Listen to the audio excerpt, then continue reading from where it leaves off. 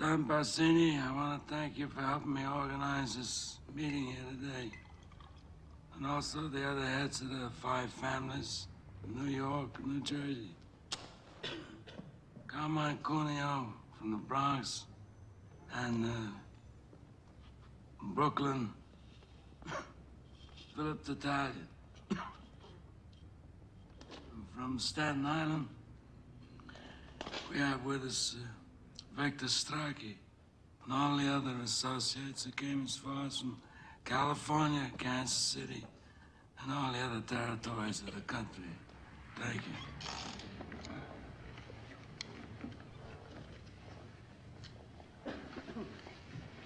How did things ever get so far? I don't know. It was so unfortunate, so unnecessary. Talia lost a son. I lost a son. We're quits. And if Talia agrees, then I'm willing to let things go on the way they were before. We are all grateful to Don Corleone for calling this meeting. We all know him as a man of his word. A modest man. He'll always listen to reason. Yes, Don Barzini. He's too modest. He had all the judges and politicians in his pocket. He refused to share them. When did I ever refuse an accommodation? All of you know me here. When did I ever refuse? Except one time.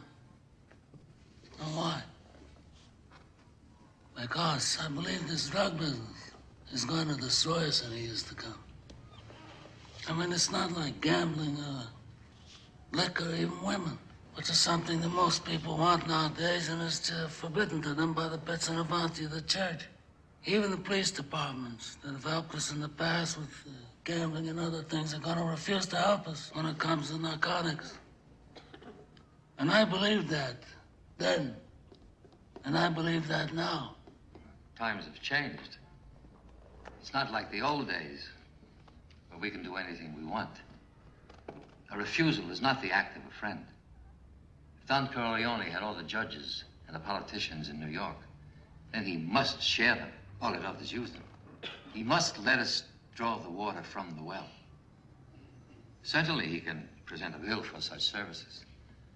After all, we are not communists. I also don't believe in drugs. For years, I paid my people extra so they wouldn't do that kind of business. Somebody comes to them and says, I have powders. If you put up $3,000, $4,000 investment, we can make $50,000 distributing. So they can't resist. I want to control it as a business, to keep it respectable. I don't want it near schools. I don't want it sold to children. That's an infamia. In my city, we would keep the traffic in the dark, people, the colored. They're animals anyway, so let them lose their souls.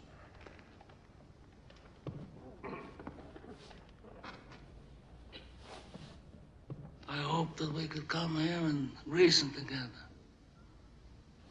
And as a reasonable man, I'm willing to do whatever's necessary to find a peaceful solution to these problems. Then we are agreed.